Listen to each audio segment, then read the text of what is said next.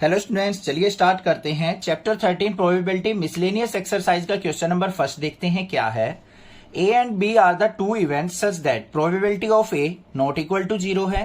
Find probability of B by A if first क्या है, A is a subset of B. Second क्या है, अगर ए इंटरसेक्शन बी क्या है हमारा 5 हो, मतलब नल हो, मतलब ए और बी के बीच में कोई भी कॉमन एलिमेंट ना हो। तो हमें क्या फाइंड आउट करना है, P of B by A find out करना है। तो चलिए सबसे पहले फर्स्ट लेके चलते हैं। यहां पे क्या है, A is subset of B.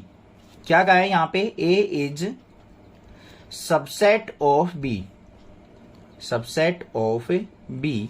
इसका मतलब क्या हो जाएगा, ए इंटरसेक्शन बी जो होगा वो किसके इक्वल होगा, ए के इक्वल होगा। अगर ए जो है बी का सबसेट है, देखो ध्यान से, ये मान लो बी है और ये इसके अंदर ए है, ये ए हो गया, ये बी हो गया, तो ए क्या हुआ, बी का सबसेट, मतलब ए बी के अंदर लाई कर रहा है। तो इन दोनों के अंदर कॉमन एरिया क्या होगा, ए ही तो होगा। तो ये तो लिया मैंने ए, ठीक है भाई। तो ए इंटरसेक्शन बी क्या हो गया हमारा, ए के इक्वल। अब हमें क्या निकालना है, probability of B by A find out करना है। तो किसके इक्वल हो जाएगा, probability of A intersection B upon में प्रोबेबिलिटी ऑफ ए। किसके इक्वल आ गया, ये probability of A intersection B किसके इक्वल है हमारा, ए के इक्वल। और प्रोबेबिलिटी ऑफ ए क्या है हमारी, ए के इक्वल ही मानी जाएगी। ये ए इंटरसेक्शन बी, यहां पे हम प्रोबेबिलिटी ऑफ ए भी ले सकते हैं या फिर यहां पे probability of A he count करेंगे। ए से ए कैंसिल आउट हो गया तो हमारा किसके इक्वल आ गया, 1 के इक्वल आ गया, प्रोबेबिलिटी ऑफ बी बाय ए के इक्वल।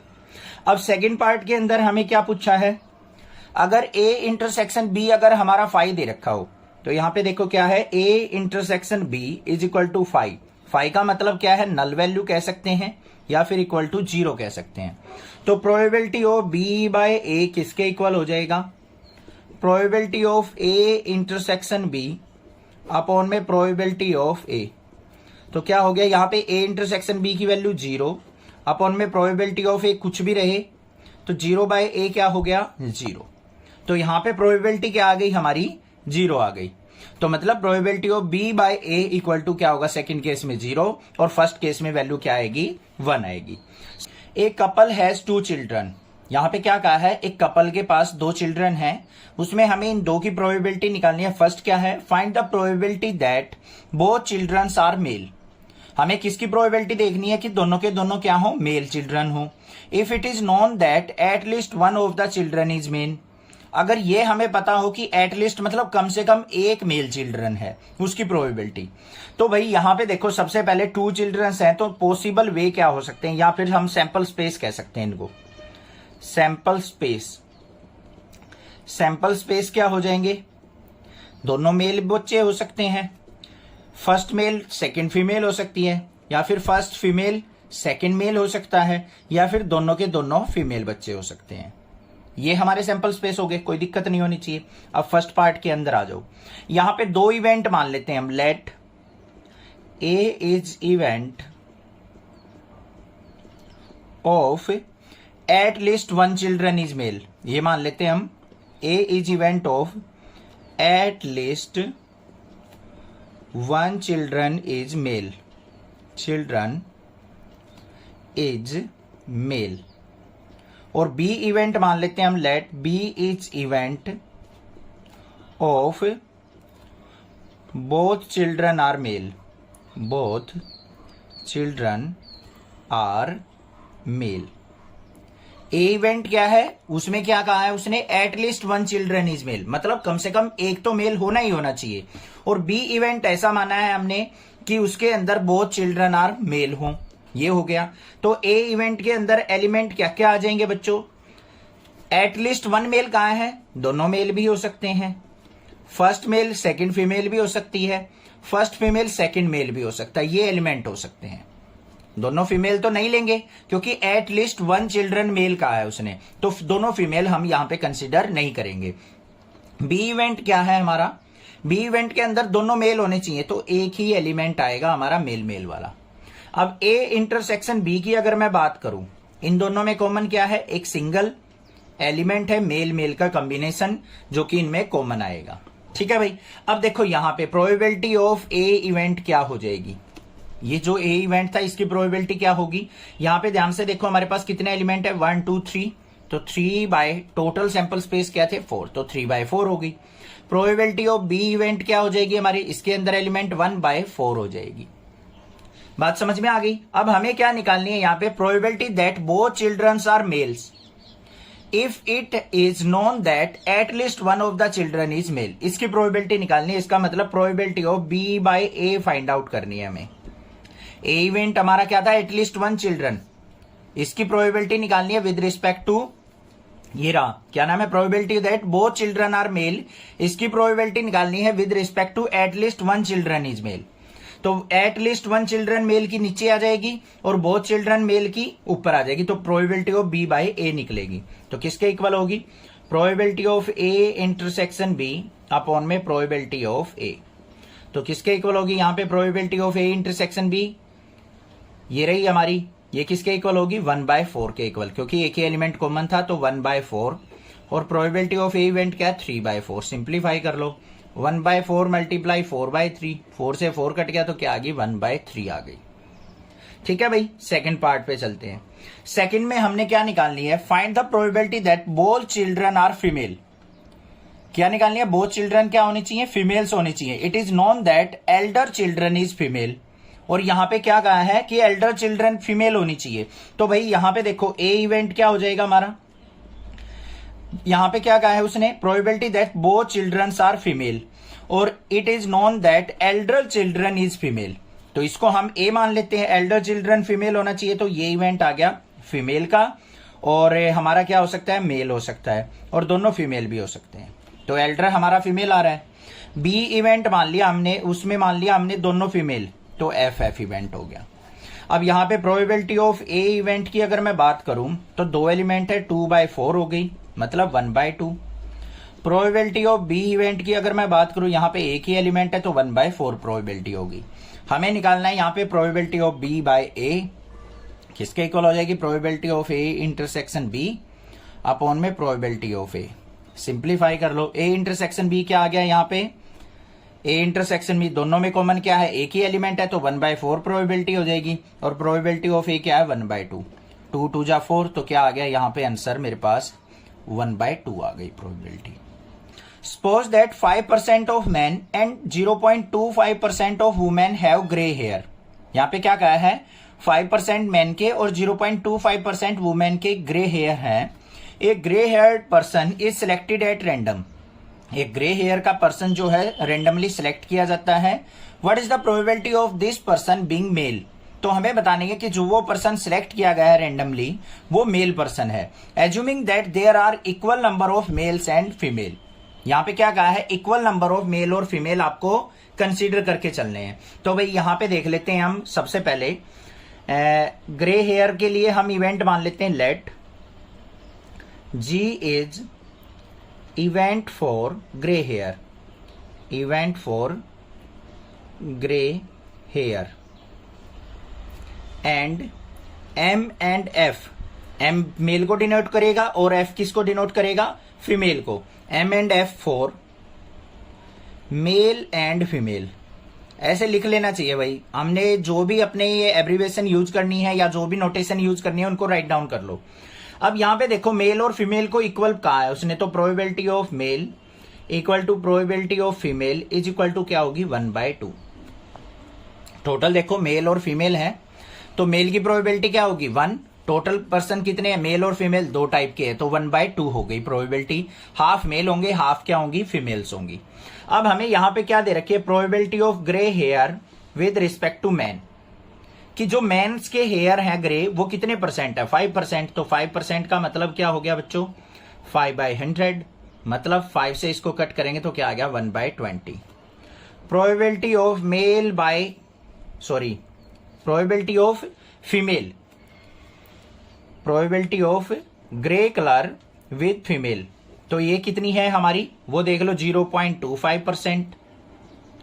तो क्या हो गया यहां पे 0.25% का मतलब 0.25 डिवाइड बाय 100, पॉइंट से पॉइंट को रिमूव करेंगे अपॉन में 20 आ जाएगी, 25 से कट करेंगे तो ये 400 पे कट हो गया, तो 1/400 हो गया। ठीक है भाई, हमें क्या निकालनी है, what is the probability of this person being male, जो ग्रे कलर का पर्सन, ग्रे हेयर का पर्सन आएगा, ग्रे कलर का पर्सन नहीं, ग्रे हेयर वाला पर्सन होगा, वो मेल होना चाहिए, उसकी प्रोबेबिलिटी निकालनी है। तो मतलब प्रोबेबिलिटी ऑफ मेल होना चाहिए विद ग्रे कलर। तो यहां पे क्या लग जाएगा हमारा बेस थ्योरम, तो probability of man into probability of grey colour with man divide by दोनों की सम हो जाएगा प्रोबेबिलिटी का, probability of man into probability of grey hair with man और प्लस में प्रोबेबिलिटी ऑफ फीमेल इंटू में probability of grey colour with female. ये हो गई, वैल्यू पुट कर लो भाई। प्रोबेबिलिटी ऑफ मेल क्या थी 1/2 multiply probability of green by male क्या थी 1/20 अपॉन में यहाँ पे 1/2 मल्टीप्लाई 1/20, फिर प्लस में प्रोबेबिलिटी ऑफ फीमेल क्या थी 1/2 मल्टीप्लाई 1/400। सिंप्लीफाई करो इसको, क्या आएगी, ऊपर आ गया 1/40, नीचे क्या आ गई हमारे पास 1/40 प्लस में 1/800। तो किसके आया 1/40 अपॉन में एलसीएम कितना आ गया यहाँ पे 800। तो 800 को अगर 40 से डिवाइड करता हूं तो मैं कितना आ गया 20, 21 जा 20 और प्लस में 800 को 800 से कट किया तो 1 आ गया, प्लस में 1 आ गया। तो ये यहाँ पे क्या आ गया 1/40 इंटू 800 ऊपर जाएगा अपॉन में 20 प्लस 1 क्या हो गया 21, 0 से 0 कैंसिल, 4 2 जा 20, ये 20 आ गया। तो यहाँ पे प्रोबेबिलिटी आ गई हमारी 20/21, ये आंसर आ गया मेरा। ये प्रोबेबिलिटी होगी कि जो मैन सिलेक्ट होगा और उसके हेयर्स ग्रे कलर के होंगे। Suppose that 90% of people are right handed. यहाँ पे क्या कहा है, हमने कंसीडर किया है कि 90% पर्सन जो है वो राइट हैंडेड है। What is the probability that at most 6 of a random sample of 10 peoples are right-handed? हमने किसकी प्रोबेबिलिटी निकालनी है कि आपको 10 पीपल्स कंसीडर करने हैं और उनमें से एट मोस्ट 6 मतलब ज्यादा से ज्यादा 6 ही राइट हैंडेड हो, उनकी प्रोबेबिलिटी निकालनी है। तो भाई यहां पे ध्यान से देखो, सबसे पहले हमें क्या दे रखा है, right handed person, right handed person वो कितने हैं 90%। अब 90% का मतलब क्या हो गया, प्रोबेबिलिटी ऑफ 9/10 हो जाएगी, या फिर इसको लिख भी सकते हैं 90/100 करेंगे तो 0 से 0 कट गया, 9/10 आ गई हमारी प्रोबेबिलिटी ऑफ राइट हैंडेड। अब यहां पे लेफ्ट हैंडेड की प्रोबेबिलिटी क्या हो जाएगी, लेफ्ट हैंडेड पर्सन की प्रोबेबिलिटी क्या करो, इसको 1 में से सब्ट्रैक्ट कर दो, 1 - 9/10 तो 10 - 9 क्या होगी 1/10 प्रोबेबिलिटी आ गई हमारी लेफ्ट हैंडेड की। अब टोटल कितने पर्सन में से सिलेक्शन होना है, n = 10 पर्सन में से। अब उसने क्या कहा है बच्चों कि 10 में से एट मोस्ट 6 जो है राइट हैंडेड होने चाहिए। तो यहां पे क्या लिखनी है हमें, probability of at most 6 are right handed, right handed. अब टोटल प्रोबेबिलिटी क्या होती है हमारी 1 में से 7 right handed, 8 right handed, 9 right handed, 10 right handed, इनकी प्रोबेबिलिटी सब्ट्रैक्ट कर देंगे तो हमारी एट मोस्ट 6 की रह जाएगी। ध्यान से सुनो क्या कहा है मैंने, टोटल प्रोबेबिलिटी होती है बच्चों 1 में से अगर मैं probability of 7 right handed, probability of 8 right handed, probability of 9 right handed और प्रोबेबिलिटी ऑफ 10 के 10 राइट हैंडेड, इन सब की वैल्यू सब्ट्रैक्ट कर दूं तो किसकी रह जाएगी मेरे पास, probability of at most 6 right handed की। ऐसे ही तो करते हैं, बस यही काम करना है। तो यहां पे देखो क्या हो गया, 1 minus probability of 7 right handed को मैं क्या लिख सकता हूं 10C7, मतलब 10 में से 7 राइट हैंडेड हो तो राइट हैंडेड की प्रोबेबिलिटी क्या है हमारी 9/10, तो 9/10 की पावर क्या लेंगे हम 7 और लेफ्ट हैंडेड क्या है 1/10 की पावर 3। ध्यान से समझो, probability of 7 right handed, total 10 थे, 10 में से 7 का सिलेक्शन हो गया, 7 राइट हैंडेड हो गए तो राइट हैंडेड की प्रोबेबिलिटी 9/10 थी, तो 9/10 की पावर 7 कॉम्बिनेशन बना रहे हैं हम। अब 7 राइट हैंडेड है तो लेफ्ट हैंडेड कितने होंगे 3 होंगे, तो 1/10 की पावर 3। ऐसे ही प्रोबेबिलिटी ऑफ 8 की देख लो, 10C8, 10 में से 8 अगर राइट हैंडेड हो तो यहां पे 9/10 की पावर क्या लेंगे हम 8 और लेफ्ट हैंडेड कितने हो जाएंगे 1/10 की पावर 2। प्रोबेबिलिटी ऑफ 9 की आ जाओ, 10C9 और 9/10 की पावर क्या हो जाएगा 9 और 1/10 की पावर क्या हो जाएगा 1। ऐसे ही अगर 10 के 10 राइट हैंडेड हो तो 10C10, तो 9/10 की पावर 10 और 1/10 की पावर क्या हो जाएगा 0। ठीक है भाई, इसको लिखते कैसे हैं देखो ध्यान से, 1 माइनस, इन सब के बीच में देखो किसका निशान है, किसका साइन है, समेशन का, तो 1 माइनस सिग्मा। यहां पे आर की वैल्यू कहां से स्टार्ट हो रही है, 10 एनसीआर होता है ना फॉर्मूला, तो यहां पे आर की वैल्यू हमारी स्टार्ट हो रही है 7 से और कहां तक जा रही है 10 तक, तो यहां पे कहां तक जाएगी 10 तक। अब वैल्यू देखो कहां कहां वेरी हो रही है, 10C7, 10C8, 10C9, 10C10, तो यहां पे वैल्यू चेंज हो रही है बेस में, तो इसको क्या लिखेंगे हम 10CR लिखेंगे। पहले केस में आर की वैल्यू 7 है, दूसरे में 8, फिर तीसरे में 9, चौथे में 10 है, तो 10CR। उसके बाद 9/10 की वैल्यू भी क्या हो रही है ऊपर चेंज, 7, 8, 9, 10, तो यहां पे क्या आ जाएगा मेरे पास आर आ जाएगा। आर की वैल्यू जो भी यहां पे आएगी वही वैल्यू यहां पे आ रही है। उसके बाद दूसरा केस बच गया, 1/10 की पावर क्या है 3210, तो इसको क्या लिख दूंगा मैं 10 माइनस आर लिख दूंगा, ये आंसर हो गया।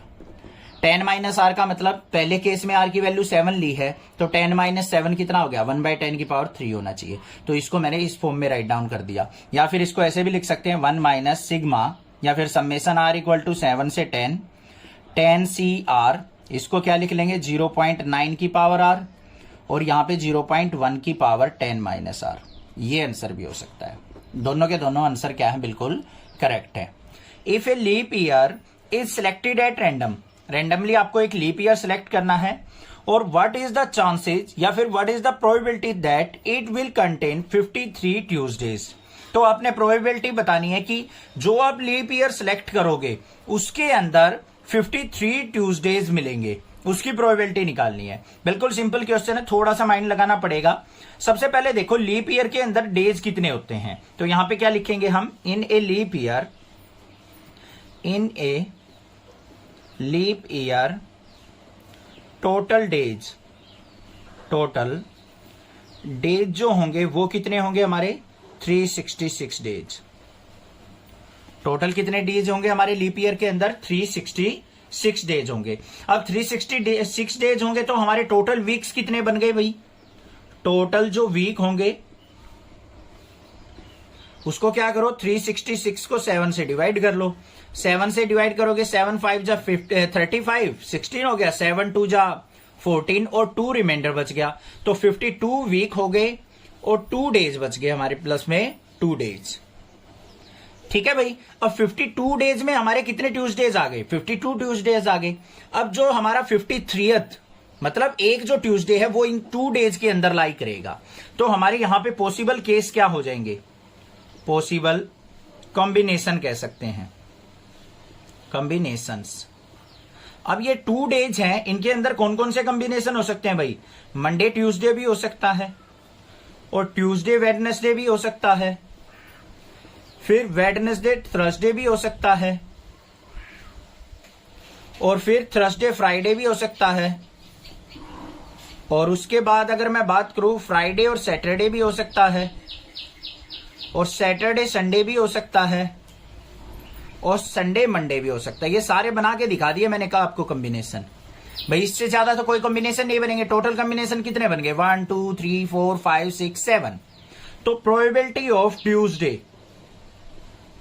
कि वो डे ट्यूसडे ही होगा, इन 2 डेज के अंदर ट्यूसडे ही लाई करेगा, तो उसकी प्रोबेबिलिटी क्या हो जाएगी, यहां पे देखो इस केस में और इस केस में हमारे ट्यूसडे आ रहे हैं, तो टोटल केस कितने हो गए, फेवरेबल आउटकम हो गए 2, और टोटल हमारे पास क्या कॉम्बिनेशन थे 7, तो 2/7 कॉम्बिनेशन बन गए, तो प्रोबेबिलिटी ऑफ ट्यूसडे क्या हो जाएगी यहां पे 2/7, ये आंसर हो गया हमारा। Suppose we have 4 boxes A, B, C and D containing colored marbles as given below। यहां पे क्या गया है, 4 बॉक्सेज की बात कर रहा है वो A, B, C, D, उनके अंदर कलर्ड मार्बल्स रखे हुए हैं। One of the boxes has been selected at random and a single marble is drawn from it. पहले क्या करना है, हमें रैंडमली क्या करना है, एक बॉक्स को सिलेक्ट करना है, उसके बाद उसके अंदर से एक मार्बल को बाहर निकाल लेना है। If the marble is red, what is the probability that it was drawn from box A, box B and box C. यहां पे क्या कहा है, अगर जो आप वो मार्बल निकाल रहे हो वो अगर रेड कलर की है, तो आपको बताना है कि वो रेड कलर की मार्बल जो है बॉक्स ए से निकली है, बॉक्स बी से निकली है और बॉक्स सी से निकली है। तीनों की आपको अलग अलग प्रोबेबिलिटी फाइंड आउट करनी है। क्वेश्चन समझ में आ गया। अब यहां पे सबसे पहले क्या करेंगे, हम प्रोबेबिलिटी को एज्यूम कर लेंगे। क्या, लेट B1 B2 B3 और B4 are events of box A B C और D। B1 B2 B3 B4 क्या है, बॉल्स है, बॉक्सेज के अंदर हमारी जो है मार्बल्स रखी हुई हैं, उनको हमने B1 B2 B3 B4 से इवेंट मान लिया। कौन कौन से के, A B C D boxes के। ठीक है भाई। अब यहां पे F1 F2 F3 F4 भी मान सकते हो या फिर और कुछ भी मान सकते हो जो आपका दिल करे। अब उसके बाद हमें क्या मानना है, एक R इवेंट मानना है रेड मार्बल का। तो यहां पे क्या लिखेंगे, let R is event of red marble की जो बॉल निकलेगी, वो जो हमारी मार्बल निकलेगी वो रेड कलर की है, उसके इवेंट को हमने किससे डिनोट कर लिया, आर से डिनोट कर लिया। ये बात क्लियर हो गई। सबसे पहले बात करें, हमें सबसे पहले क्या करना है, एक बॉक्स को सिलेक्ट करना है बच्चों। B1 B2 B3 B4 मतलब 4 इवेंट है हमारे ABCD बॉक्स को सिलेक्ट करने के। तो प्रोबेबिलिटी ऑफ B1 क्या हो जाएगी, इक्वल किसकी होगी, प्रोबेबिलिटी ऑफ B2 के, इक्वल टू किसके होगी, प्रोबेबिलिटी ऑफ B3 के, इक्वल टू किसके होगी, प्रोबेबिलिटी ऑफ B4 के। चारों बॉक्सेज के सिलेक्शन के चांसेस क्या होंगे, 1/4। B1 बॉक्स सिलेक्ट होने की प्रोबेबिलिटी क्या होगी, 1 अपॉन में टोटल बॉक्स 4 है, तो 1/4 1/4 1/4 सभी की प्रोबेबिलिटी क्या होगी, 1/4 हो गई। अब देख लेते हैं हमारे पास टोटल जो बॉल है यहां पे कितनी है, 1 रेड की, 6 व्हाइट की, 3 ब्लैक की, 6 और 3 9 और 1 10 हो गई। तो टोटल मार्बल कितने हैं, टोटल मार्बल्स वो हमारे पास हैं 10। अब यहां पे हमारे पास क्या दे रखे, प्रोबेबिलिटी ऑफ R/B1 कि रेड कलर का मार्बल निकले और फर्स्ट बॉक्स से निकले। तो यहां पे फर्स्ट बॉक्स के अंदर कितनी मार्बल्स हैं रेड कलर की, 1, तो इसकी प्रोबेबिलिटी क्या हो जाएगी, 1/10। ऐसे ही प्रोबेबिलिटी ऑफ R/B2 कि सेकेंड बॉक्स से रेड कलर का मार्बल निकले, क्या हो जाएगी, 6/10, क्योंकि यहां पे 6 है तो इसको कट करेंगे तो क्या आ जाएगा हमारे पास, 3/5 आ जाएगा। ऐसे ही प्रोबेबिलिटी ऑफ R/B3 देखेंगे, B3 के अंदर क्या है, 8 रेड मार्बल्स हैं तो 8/10 हो गया, मतलब 4/5 हो गया। ऐसे ही probability of red marble from B4 या फिर D बॉक्स, तो इसकी प्रोबेबिलिटी क्या हो जाएगी, 0/10 मतलब 0 हो गई, क्योंकि इसके अंदर कोई भी रेड मार्बल नहीं है। अब हमें क्या करना है कि जो रेड मार्बल निकला है वो बॉक्स A से, बॉक्स B से और बॉक्स C से निकला है, वो हमें फाइंड आउट करनी है। तीनों की अलग अलग निकालनी है। उससे पहले मैं क्या करूंगा, यहां पे टोटल प्रोबेबिलिटी निकाल लेता हूं मैं सभी का। तो summation of probability of B I into में प्रोबेबिलिटी ऑफ R/BI।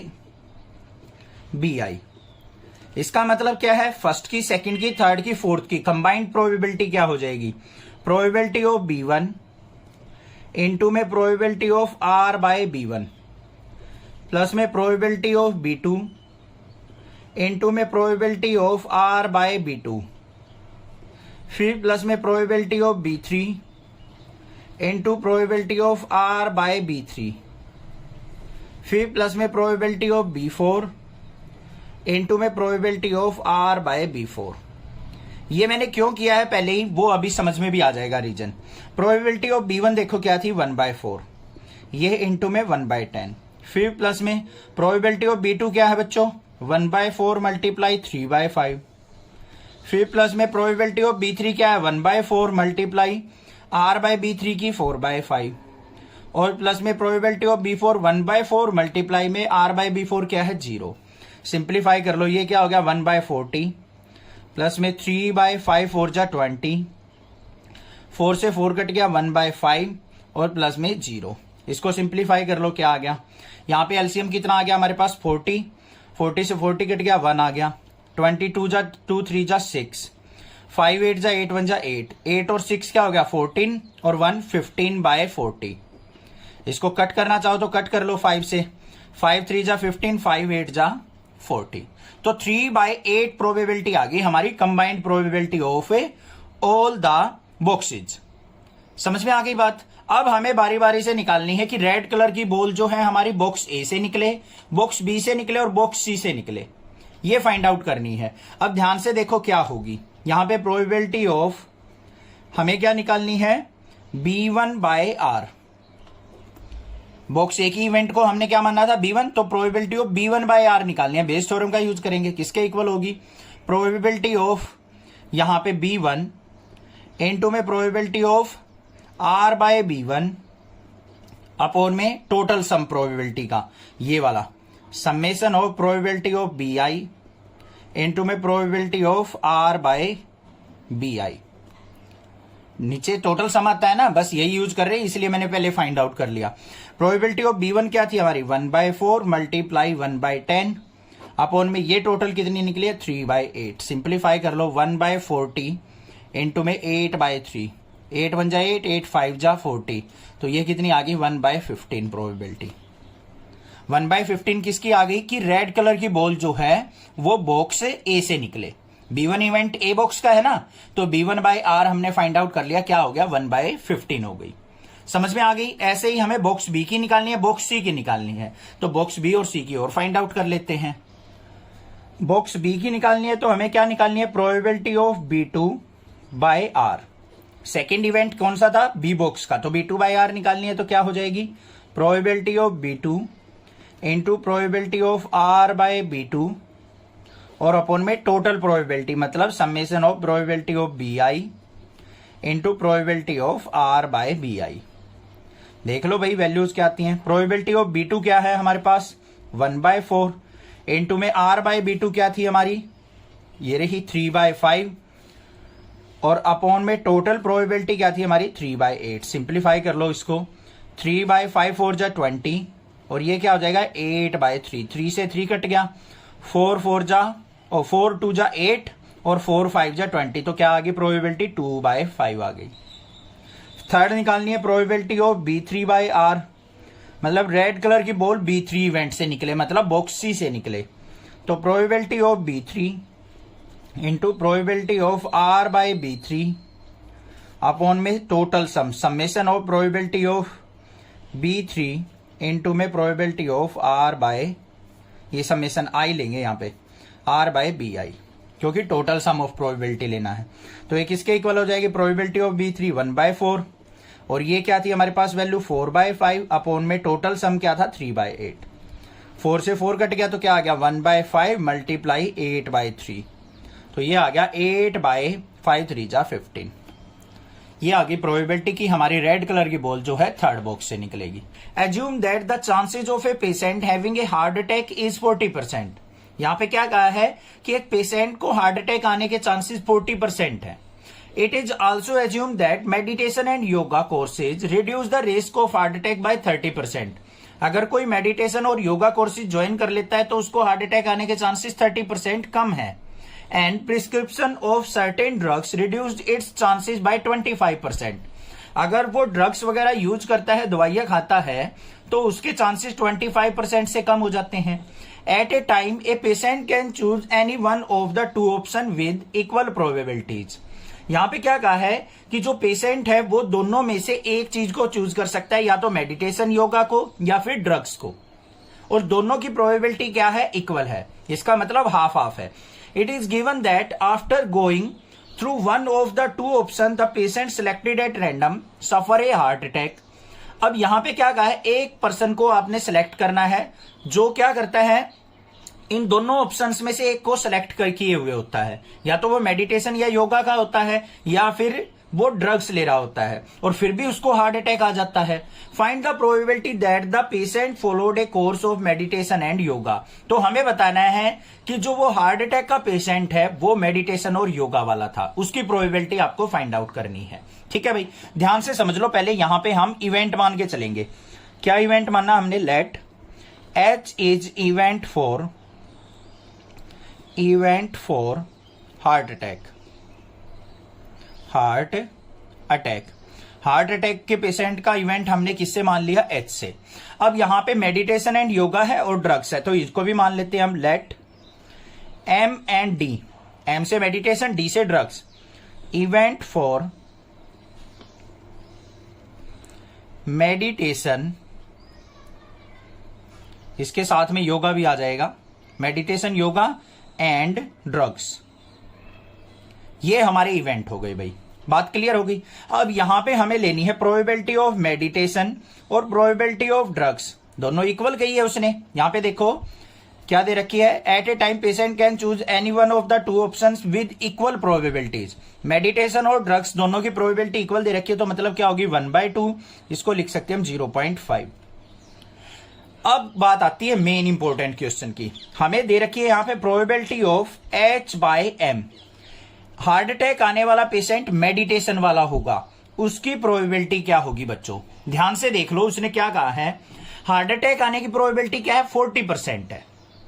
ठीक है, अगर वो मेडिटेशन और योगा वाला है तो उसके चांसेस 30% कम हो जाते हैं हार्ट अटैक के। तो मतलब कितने चांसेस रहे उसके हार्ट अटैक आने के बच्चों? 70% रहे या नहीं रहे? देखो मान लो 100% है, ध्यान से समझ लो ये बात, 100 टोटल पर्सन है, अगर उसमें से सभी के सभी योगा करते हैं तो 30% चांसेस कम हो जाएंगे कि उसको हार्ट अटैक नहीं आएगा। तो 30% चांसेस कम हो गए तो मतलब क्या हो गए, इसमें से 30 सब्ट्रैक्ट कर लेंगे, 70% चांस बच गए हार्ट अटैक आने के। और उस 70% में से भी 40% को हार्ट अटैक आता है, तो 70% का 40% हम यहां पे फाइंड आउट कर लेंगे। वो वैल्यू हो जाएगी patient of heart attack with meditation का। तो यहां पे देखो क्या हो जाएगी, 100 में से 30% सब्ट्रैक्ट करने तो 1 माइनस में क्या कर लेंगे हम, 30%। टोटल प्रोबेबिलिटी 1 होती है, उसमें से 30% चांसेस तो अपने आप ही कम हो गए अगर वो योगा वगैरह करता है तो। और इसका 40% ऑफ 40%। अब इसमें से 30% सब्ट्रैक्ट हो जाएंगे, मतलब 70 बच गई। 70 में से 40 होंगे जिनको हार्ट अटैक आएगा, क्योंकि 30% तो उसने पहले ही कह दिया भाई 30% को तो आएगा ही नहीं, वो अपने आप ही ठीक हो जाएंगे, उनका जो है हार्ट प्रॉब्लम नहीं आएगी। तो बचे कितने, 70%। 70% में से 40% क्या होंगे, हार्ट अटैक के पेशेंट। बात क्लियर हो गई या नहीं? यही चीज समझने की है बस। तो यहां पे 1 माइनस 30% करेंगे तो मतलब कितना हो गया यहां पे, 70%। यहां पे 1 लगा लो या फिर 100 लगा लो, आपकी मर्जी है। 100% माइनस 30% लिख लो अगर आपको कंफ्यूजन हो रही है तो। 100% में से 30% तो वैसे बच गए, और जितने बचे उसमें से 40% को हार्ट अटैक आ रहा है, तो 70% ऑफ 40%। इसका मतलब क्या हो गया, 70% का मतलब क्या हो गया, 70/100 और मल्टीप्लाई 40/100। इसको सिंप्लीफाई कर लो, कितना आ गया, 0 से 0, 0 से 0 कट गया, 7 4 जा 28/100, मतलब कितना आ गया, 0.28।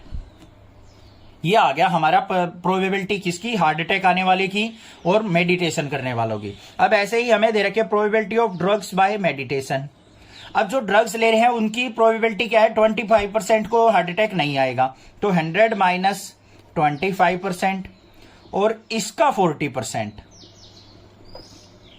100 में से 25 गया, 75% बचे जिनमें से हार्ट अटैक आ सकता है, और उसका 40% को हार्ट अटैक आता है, तो ये लिख लो 100 माइनस 25 क्या हो गया, 75/100 मल्टीप्लाई 40/100। 0 से 0 कट गई, इसको सिंप्लीफाई करेंगे तो हमारे पास वैल्यू क्या आ जाएगी, यहाँ पे 25 से कट हो रहा है, 25 3 जा, ये 4 से 4 से कट गया, तो 3/10 मतलब क्या आ गया, 0.30। अब हमें निकालनी क्या है, probability of meditation with heart attack, M/H find out करनी है।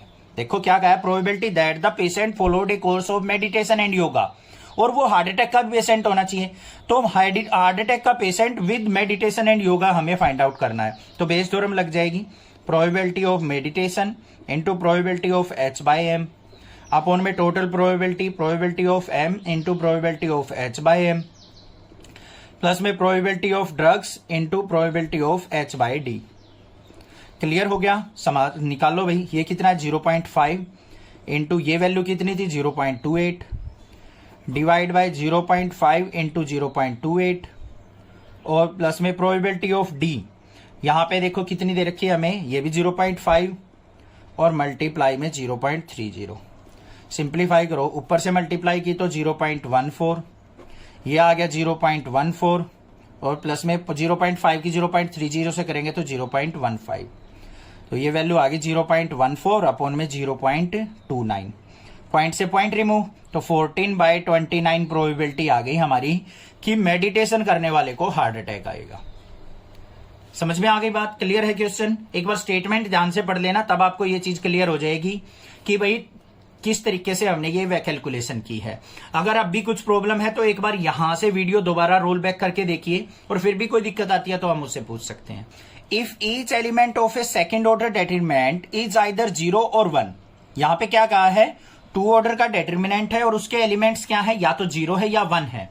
What is the probability that the value of the determinant is positive. हमें क्या बताना है कि प्रोबेबिलिटी क्या होगी कि डिटरमिनेंट का रिजल्ट जो है पॉजिटिव आए। ठीक है भाई, हम इस चीज को नहीं पढ़ रहे हैं, बिल्कुल सिंपल वे से कराऊंगा। बहुत कम टीचर बताते हैं इस तरीके से जैसे मैं बताने वाला हूं। तो ध्यान से सुन लो भाई, अगर मान लो डिटरमिनेंट के अंदर हमारा 2 ऑर्डर दे रखा है, तो टोटल एलिमेंट कितने होंगे उसके अंदर बच्चों, 4 एलिमेंट होंगे। तो यहां पे क्या लिखेंगे, there are 4 element in 2x2 order determinant, ये चीज आपको पता है। और इसमें एलिमेंट्स कौन कौन से होंगे, एलिमेंट्स आर आइदर 0 एंड 1।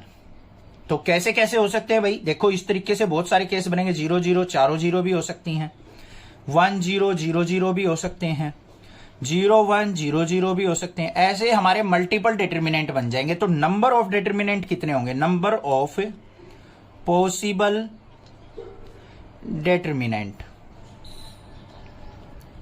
क्या होंगे, 2 की पावर नंबर ऑफ एलिमेंट होते हैं। नंबर ऑफ एलिमेंट कितने, 4, 2 की पावर 4 कितना हो गया, 16 हमारे पास यहां पे टोटल नंबर ऑफ डिटरमिनेंट बन सकते हैं इस टाइप के, जिसमें एंट्री 0 और 1 होगी।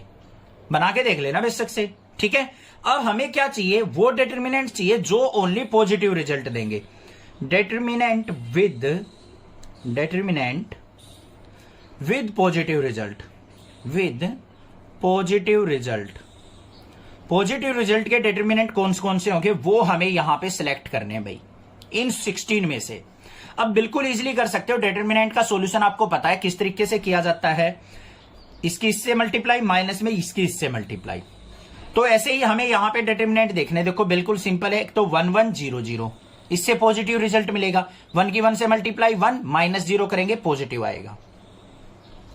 दूसरा और क्या पॉसिबल केस हो सकता है, 1 1 तो यहां पे रहेगा, ये 1 और 0 हो जाएगा।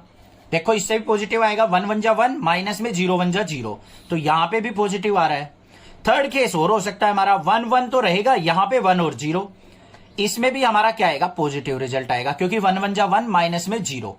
और बाकी कोई केस ऐसा है ही नहीं जिसमें हमें पॉजिटिव रिजल्ट मिलेगा। बेशक से ट्राई करके देख लो, ठीक है। 0 वाला केस नहीं लेना है आपको। कहीं ये सोचो सर 0 की 0 से मल्टीप्लाई, 0 माइनस 0 0 लेके चलेंगे। 0 भी हमारा क्या होगा, वैसे तो पॉजिटिव होगा, बट उसको कंसीडर नहीं करके चलेंगे। अब ओनली पॉजिटिव रिजल्ट, 0 रिजल्ट नहीं कहा उसने, तो पॉजिटिव रिजल्ट हम यहां पे लेके चलेंगे। तो प्रोबेबिलिटी क्या हो जाएगी हमारी, वो देख लो यहां पे।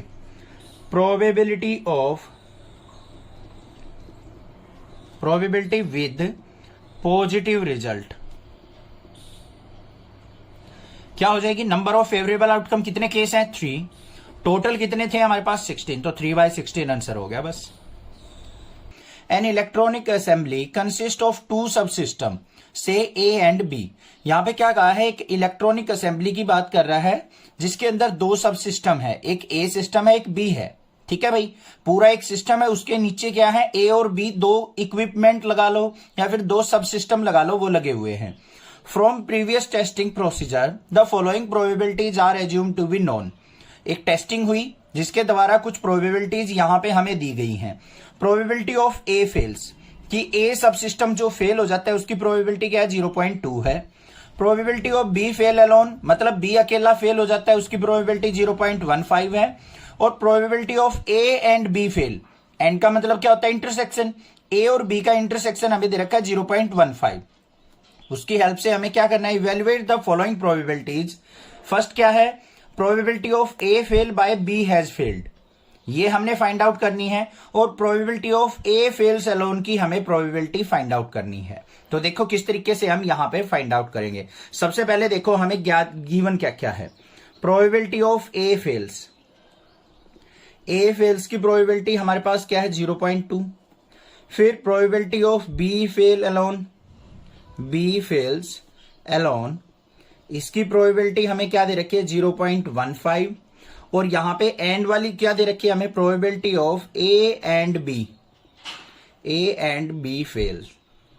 ये प्रोबेबिलिटी हमें दे रखी है 0.15, ये भी 0.15 है, ये भी 0.15 है। अब हमें क्या निकालनी है, ध्यान से देखो, फर्स्ट पार्ट में हमें निकालनी है probability of A fail by B has failed. तो क्या होगी यहां पे, सबसे पहले हम क्या निकाल लेंगे, probability of B fail alone किसके इक्वल होगी, प्रोबेबिलिटी ऑफ बी फेल, इसमें से हम क्या कर देंगे माइनस कर देंगे probability of A intersection B, या फिर ए एंड बी फेल। यहां पे ए इंटरसेक्शन बी फेल भी लिख सकते हैं, या फिर इसकी जगह हम क्या लिख सकते हैं probability of A and B fail, कोई भी यहां पे टर्म यूज कर सकते हैं हम। ध्यान से देखो उसने क्या कहा है, बी फेल अलोन, अकेली बी फेल होगी, वो किसके इक्वल होगी, बी फेल माइनस में ए और बी का इंटरसेक्शन। ठीक है, यहां पे देखो अगर मैं वेन डायग्राम से समझू इस चीज को, ये तो हो गया हमारा क्या, ए और इंटरसेक्शन बी दोनों का कंबाइंड फेलियर, ये ए एलोन हो गया, ये बी एलोन हो गया। अगर मुझे ये बी एलोन निकालना है बच्चों, बी एलोन फेलियर, तो ये किसके इक्वल होगा, पूरे बी में से अगर मैं ये इंटरसेक्शन पार्ट सब्ट्रैक्ट कर दूंगा तभी तो आएगा। बात आई समझ में? तो यहां पे यही करना है, बी फेल एलोन की प्रोबेबिलिटी हमें दे रखी है 0.15, प्रोबेबिलिटी ऑफ बी फेल हमें फाइंड आउट करनी है, इज इक्वल टू क्या हो जाएगा यहां पे माइनस में ए और बी का इंटरसेक्शन हमें कितना दे रखा है, ये भी 0.15, इसको इस साइड लेके जाओ तो क्या हो गया 0.15 प्लस में 0.15 इज इक्वल टू क्या आ गया, प्रोबेबिलिटी ऑफ बी फेल। तो total probability of B failure कितनी आ गई हमारे पास से, ये आ गई 0.30। बात आ गई समझ में? सेकंड पार्ट पे चलते हैं। सेकंड में हमें क्या निकालना है, probability of A fail alone निकालना है। तो यहां पे देख लो भाई कैसे निकलेगा, probability of A fail alone कि अकेला ए फेलियर होगा। समझ में आ गया ना वेन डायग्राम से, ये हमारा ए का हो गया कंप्लीट, ये हमारा कंप्लीट बी का हो गया, ये ए का ये बी का, ये इन दोनों का इंटरसेक्शन हो गया।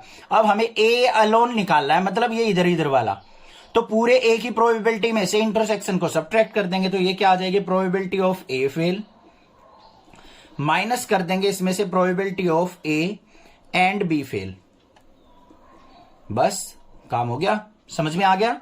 तो यहां पे क्या आ गया, प्रोबेबिलिटी ऑफ ए फेल क्या है 0.2, माइनस में इसमें से क्या हो जाएगा 0.15, 0.2 में से 0.15 गया तो यहां पे क्या आ गया मेरे पास 0.5, ये कितना आ गया 0.05, बस ये आंसर हो गया हमारा। बात समझ में आई या नहीं आई? क्लियर है, कोई दिक्कत नहीं होनी चाहिए। अच्छा एक चीज रहेगी, यहां पे प्रोबेबिलिटी ऑफ बी फेल निकाल लिया हमने, तो निकालना क्या है, probability of A fail by B has failed, ये फाइंड आउट करना था भाई। इसको आगे फर्दर सिंप्लीफाई करेंगे, यहां पे देख लेते हैं। तो वो किसके इक्वल होगा हमारा, तो यहां पे क्या आ जाएगा, probability of A fail divide by B has failed, ये हमें निकालना था। तो ये किसके इक्वल होगा, probability of A intersection B failed, ये वाला, और अपोन में बी है तो प्रोबेबिलिटी ऑफ बी फेल, ये करना पड़ेगा हमें। तो क्या हो जाएगा, ए इंटरसेक्शन बी कितना था हमारा, ये हमारे पास था 0.15, और प्रोबेबिलिटी ऑफ बी फेल कितनी निकली है 0.130, पॉइंट से पॉइंट रिमूव, 15 2 जा क्या हो गया 1/2 प्रोबेबिलिटी आ गई, मतलब 0.5। इसका आंसर ये आएगा। ठीक है, यहां पे तो हमारी only probability of B fail निकली थी। Bag first contain 3 red and 4 black balls, यहां पे क्या कहा है, फर्स्ट बैग के अंदर 3 रेड और 4 ब्लैक बॉल हैं, and bag second contain 4 red and 5 black ball, और सेकंड बैग के अंदर 4 रेड और 5 ब्लैक बॉल्स हैं। 1 ball is transferred from bag first to bag second, एक बॉल को अगर बैग फर्स्ट से बैग सेकंड के अंदर ट्रांसफर किया जाता है, and then a ball is drawn from the bag second, और फिर सेकंड बैग से एक बॉल को बाहर निकाला जाता है। The ball so drawn is found to be red in colour, तो जो बॉल निकलती है वो रेड कलर की होती है। Find the probability that the transferred ball is black, तो हमें बताना है कि जो ट्रांसफर्ड बॉल थी वो ब्लैक कलर की थी, उसकी प्रोबेबिलिटी निकालनी है आपको। तो यहां पे सबसे पहले क्या मानेंगे हम, let E1 and E2 are event of red and black ball, red and black ball transferred from bag first, transferred from bag first. अब भाई फर्स्ट बैग के अंदर रेड और ब्लैक दोनों कलर की बॉल है, कोई भी ट्रांसफर की जा सकती है। अभी तो हमें नहीं पता, तो हम तो दोनों केस लेके चलेंगे। तो यहां पे प्रोबेबिलिटी ऑफ इवन कि वो रेड कलर की बॉल ट्रांसफर होगी, रेड कितनी है 3, टोटल बॉल कितनी होगी 7, तो 3/7 चांसेस है कि वो रेड कलर की बॉल ट्रांसफर होगी। प्रोबेबिलिटी ऑफ E2 कितनी है, ब्लैक बॉल 4 और टोटल बॉल 7, तो 4/7 चांसेस है हमारी कि ब्लैक बॉल ट्रांसफर होगी। अब उसने क्या कहा है यहां पे, the ball so drawn is found to be red in colour, कि जो बॉल ट्रांसफर हुई है वो रेड कलर की हुई है। तो यहां पे इसका इवेंट मान लेते हैं, let R is event of red ball transferred, red ball transferred, ठीक है। सॉरी ट्रांसफर्ड नहीं, ड्रॉन लिखेंगे क्योंकि बॉल निकाल ली गई है, वो ड्रॉन फ्रॉम सेकंड बैग। जो सेकंड बैग से जो बॉल निकाली थी वो आर इवेंट से हमने डिनोट कर दी कि वो रेड कलर की निकली है। अब यहां पे ध्यान से देखो बच्चों, probability of red colour from even bag, first bag, कि वो रेड कलर की फर्स्ट बैग से निकली है, तो उसकी प्रोबेबिलिटी क्या हो जाएगी, ध्यान से देखो। अब आर क्या है, event of red ball from second bag. अगर मान लो पहले बैग से रेड कलर की बॉल को सेकंड बैग के अंदर ट्रांसफर कर दिया जाए, तो टोटल रेड बॉल कितनी हो जाएंगी सेकंड बैग में। देखो ये मान लिया बैग फर्स्ट है, ये बैग सेकंड है, इसमें 3 रेड है 4 ब्लैक हैं, और इसमें 4 रेड है और 5 ब्लैक हैं। इवन इवेंट किसको डिनोट कर रहा है कि जो इसके अंदर से बॉल निकली है वो रेड कलर की निकली है, निकल के कहां जाएगी बच्चों, इसके अंदर। तो टोटल बॉल कितनी होगी इसमें, रेड 5 रेड हो गई, तो 5 अपॉन में इसमें टोटल बॉल कितनी हो गई, अब 5 और 5 10, तो 5/10 प्रोबेबिलिटी होगी, मतलब 1/2 हो गई। समझ में आई या नहीं। ऐसे ही हम निकालेंगे probability of red colour from E2, कि जो बॉल है E2 वो ब्लैक वाली इधर गई है, तो क्या हो जाएगी यहां पे, रेड कलर की अब कितनी रहेंगी इसके अंदर 4, और टोटल बॉल्स कितनी हो गई 10। ध्यान से समझो क्या कहा बच्चों उसने, कि यहां से एक बॉल को निकालना है, या तो रेड की निकलेगी या ब्लैक की निकलेगी, और वो दूसरे वाले बैग में पहुंच जाएगी। ये फर्स्ट बैग हो गया या सेकंड बैग हो गया। अब यहां पे हमने क्या निकालना कि रेड कलर की बॉल निकाल ली यहां से, तो इवन इवेंट कि रेड कलर की बॉल निकली हुई यहां पहुंच जाती है, तो टोटल रेड कितनी होगी 5 बॉल, और टोटल कितनी है 10, तो 5/10 प्रोबेबिलिटी होगी। अब यहां से रेड की जगह ब्लैक भी तो जा सकती है इधर, तो ब्लैक चली गई मान लो, तो ब्लैक 6 हो गई, रेड 4 ही रह गई, तो रेड कलर की बॉल E2 की क्या हो जाएंगी यहां पे 4/10। तो ये प्रोबेबिलिटी क्या आ गई यहां पे 2/5। बात समझ में आ गई या नहीं आ गई। अब हमें क्या निकालनी है, प्रोबेबिलिटी ऑफ, हमें निकालनी है find the probability that the transferred ball is black. हमें ब्लैक बॉल की प्रोबेबिलिटी यहां पे फाइंड आउट करनी है। तो यहां पे क्या हो जाएगा मेरे पास E2/B हमें फाइंड आउट करनी है ब्लैक बॉल। ब्लैक बॉल की हमने किससे डिनोट की है प्रोबेबिलिटी, E2/R हमें फाइंड आउट करना है। तो क्या हो जाएगा, ये बेस थ्योरम लगाएंगे यहां पे, तो क्या हो गया probability of E2 into probability of R/E2 upon में प्रोबेबिलिटी ऑफ E1 इंटू में probability of R/E1, total probability लेंगे, फिर प्रोबेबिलिटी ऑफ E2 इंटू में प्रोबेबिलिटी ऑफ R/E2। बस इसको सिंप्लीफाई कर लेते हैं, तो देख लो यहां पे क्या हो गया, प्रोबेबिलिटी ऑफ E2 क्या है हमारी 4/7 मल्टीप्लाई R/E2 क्या है हमारी 2/5। नीचे आ जाओ, प्रोबेबिलिटी ऑफ E1 क्या है हमारी 3/7 मल्टीप्लाई R/E1 क्या है 1/2, प्लस में 4/7 मल्टीप्लाई 2/5। सिंप्लीफाई कर लो इसको, 4 जा 8/7 5 जा 35 अपॉन में यहां पे क्या हो गया 3/7 जा 14 प्लस में 4 जा 8/35। सिंप्लीफाई करेंगे भाई इसको, तो क्या हो गया 8/35 तो ऊपर आ गया, नीचे क्या आ गया, इन दोनों का एलसीएम देखेंगे। अब ये कितना आ गया हमारा 70, 14 5 जा 5 3 जा 15 और प्लस में 15 2 जा 35 2 जा 70 2 8 जा 16। तो फाइनल क्या आ गया 8/35 मल्टीप्लाई 70 ऊपर जाएगा अपॉन में 31, 35 2 जा 70 8 2 जा 16/31 क्या आ गया मेरे पास आंसर आ गया। ये प्रोबेबिलिटी हो जाएगी हमारी, ठीक है भाई। समझ में आ गया। यहां पे इस बात को दोबारा समझ लो कि ये E2/R कैसे निकाला।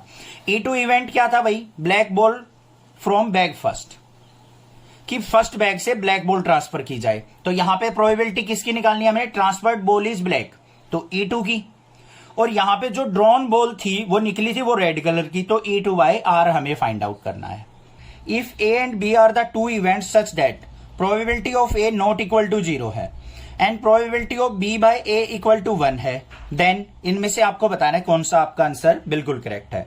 तो ध्यान से देखो बच्चों, प्रोबेबिलिटी ऑफ B/A हमें 1 दे रखी है, इसी को यूज कर लो।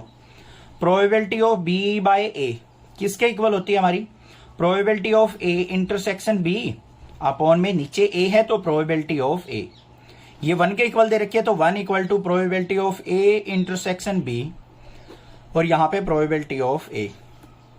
ठीक है भाई, अब इसकी इससे मल्टीप्लाई करो तो यहां पे क्या लिख सकते हैं हम, probability of A equal to probability of A intersection B, कि जो probability of A intersection B है वही प्रोबेबिलिटी ऑफ A है। तो बिल्कुल सिंपल सी बात है यहां पे कि A जो होगा हमारा सबसेट ऑफ B होगा। जो A है वो B के अंदर लाई करता होगा, ये A हो गया ये B हो गया, B के अंदर A लाई करता होगा। क्यों होगा, ध्यान से देखो, प्रोबेबिलिटी ऑफ A जो A है वो इन दोनों के इंटरसेक्शन के इक्वल होना चाहिए और इन दोनों का इंटरसेक्शन भी तो यही है, तो इसका मतलब क्या हो गया, A जो है B के अंदर लाई कर रहा है। समझ में आ गई बात, तो A subset of B, answer A correct हो गया। दोबारा समझ लो, probability of A intersection B, P को हटा लो, A इंटरसेक्शन B का मतलब क्या है, A और B का कॉमन, A ये हो गया, B ये पूरा हो गया, इन दोनों का कॉमन एरिया क्या होगा, यही वाला तो होगा जो दोनों में लाई कर रहा है, और ये किसके इक्वल है, A के। तो इसका मतलब क्या हुआ, A B के अंदर लाई करता होगा तो A सबसेट ऑफ B है। Probability of A/B greater than probability of A, then which of the following is correct. तो यहां पे देखो क्या दे रखे, प्रोबेबिलिटी ऑफ A/B वो ग्रेटर देन दे रखा है प्रोबेबिलिटी ऑफ A। तो पहले A/B का मतलब लिखो क्या होता है, probability of A intersection B upon में प्रोबेबिलिटी ऑफ B। जो कंसेप्ट पता है ना उसी को यूज करेंगे, बाकी कुछ भी हम अलग नहीं कर रहे हैं। ये हो गया, इसकी इससे मल्टीप्लाई कर लो तो probability of A intersection B greater than क्या है, probability of A into probability of B। ठीक है, अब यहां पे हमने क्या किया, प्रोबेबिलिटी ऑफ A को नीचे लिया है हम, probability of A intersection B upon में प्रोबेबिलिटी ऑफ A, ये ग्रेटर देन किससे हो जाएगा, प्रोबेबिलिटी ऑफ B से। और इसका एग्जैक्ट मीनिंग क्या है, प्रोबेबिलिटी ऑफ B/A जो है greater than probability of B होगा। अब ऑप्शन चेक कर लो, यहां पे ऑप्शन कौन सा है हमारा, C ऑप्शन करेक्ट है। देखो ध्यान से, बस इंटरचेंज कर लिया हमने, हो गया सिंप्लीफाई, आंसर आ गया। If A and B are any two events such that probability of A plus probability of A B minus में probability of A and B equal to किसके दे रखी है, प्रोबेबिलिटी ऑफ A दे रखी है, then which one of the following is true. तो यहां पे देखो क्या गिवन है हमें, probability of A plus probability of B minus में probability of A and B is equal to किसके, प्रोबेबिलिटी ऑफ A के। तो प्रोबेबिलिटी ऑफ A से ये कट गया, इसको इधर ले जाओ, तो probability of A and B is equal to किसके हो गया, प्रोबेबिलिटी ऑफ B के। बात क्लियर या नहीं, इसको नीचे लेके आओ, प्रोबेबिलिटी ऑफ A एंड का मतलब इंटरसेक्शन B अपॉन में नीचे आया probability of B equal to किसके हो गया, 1 के, ये नीचे आ गया। तो इसका मीनिंग क्या है, probability of A/B equal to किसके आ गया, 1 के। तो ऑप्शन क्या हो गया हमारा, B is the correct option. बस तीनों समझ में आ गए, कोई दिक्कत नहीं होना चाहिए, कोई भी प्रॉब्लम लगे आप मुझसे पूछिए, अदरवाइज चैनल को सब्सक्राइब कीजिए, लाइक कीजिए और शेयर कीजिए। Thank you students for watching your channel. Next class is